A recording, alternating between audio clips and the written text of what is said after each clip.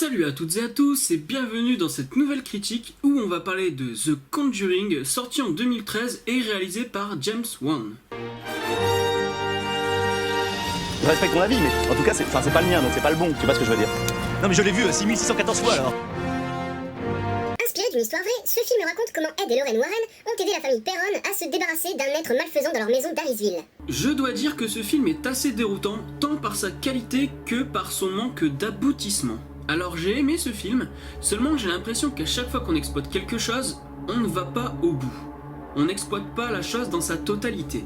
Et c'est donc ce que je vais tenter de vous montrer dans cette critique. Alors oui, ça fonctionne, le spectateur est sous tension une bonne partie du film, et on peut notamment penser à Amityville bien évidemment. Je parle d'Amityville, l'original, pas la version de 2005 sans saveur s'il vous plaît.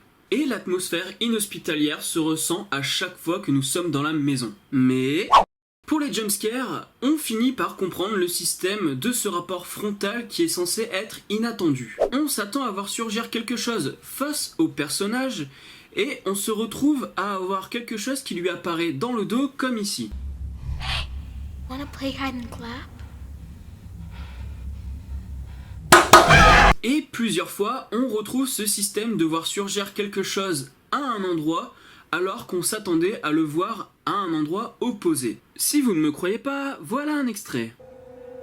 Hey.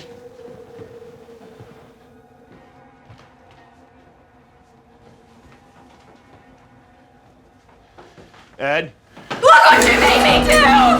Alors oui, ça fonctionne très bien, seulement quand le spectateur comprend le mécanisme, je peux vous dire que c'est beaucoup moins efficace. Il y a aussi une forte maîtrise des images, de la lumière. Le film travaille extrêmement sur les ombres, le clair-obscur et une image grisâtre. Mais ce qui est dommage, c'est de voir le talent sur les images et de quand même oublier certaines petites choses. Par exemple, quand nous avons des images de caméra intradigétiques, il n'y a pas de travail sur la pellicule.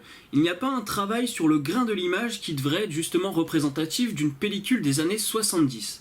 D'ailleurs, je ne comprends pas, puisque sur la bande-annonce, vous voyez bien que le grain de l'image est travaillé. Et nous avons le même souci avec le son, puisque parfois il devrait être moins clean lorsque nous avons des captations sonores d'entités. En tout cas, James Wan a clairement du talent pour manier la caméra, que ce soit dans les déplacements ou encore le type de cadre choisi. D'abord, les déplacements. On a parfois une caméra qui a tendance à partir à la renverse, comme lorsque la fille regarde sous son lit. Ou alors, une caméra furtive, sans doute une steadicam, qui donne l'impression d'avoir une présence. Mais parfois, la caméra à l'épaule aurait pu être remplacée par une steadicam pour donner l'impression que nous voyons à travers le regard de l'entité.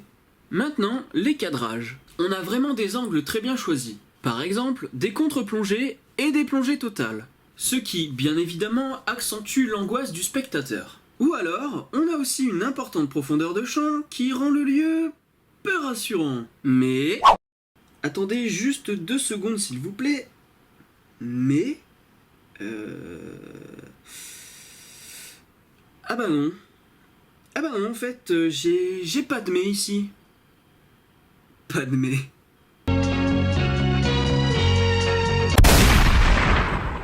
Le scénario est assez bon, on accroche vite à l'histoire et on alterne entre les Warren et la famille Perron. Les Warren étant, dans la première partie du film, un échappatoire pour laisser le spectateur respirer après des scènes dans la maison hantée.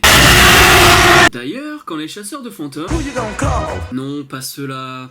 Donc, quand le couple Warren arrive dans la maison, le spectateur est aussi rassuré que la famille. Notamment avec la séquence d'installation du matériel qui se fait de manière légère. Et aussi à travers des scènes joyeuses, voire humoristiques.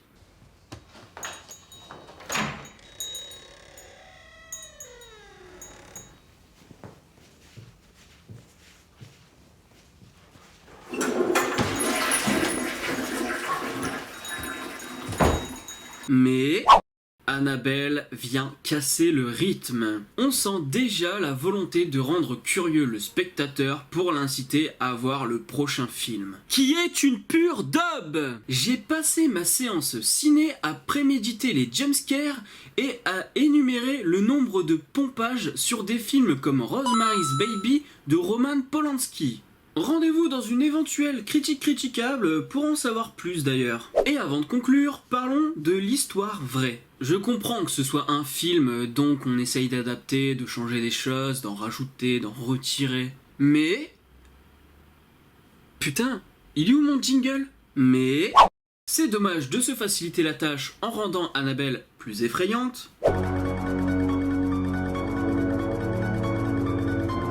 En retirant les phénomènes bienveillants de la maison, en évitant que ça se déroule sur plusieurs années comme dans la réalité, et en aboutissant sur un happy end alors que la vraie famille Perron est loin de cette fin heureuse. Renseignez-vous sur la maison d'Harrisville et sur les Warren, c'est vraiment intéressant. Même pour le sceptique que je suis. Donc si ça vous intéresse, voici déjà une page qui en parle et qui sera disponible aussi dans la description.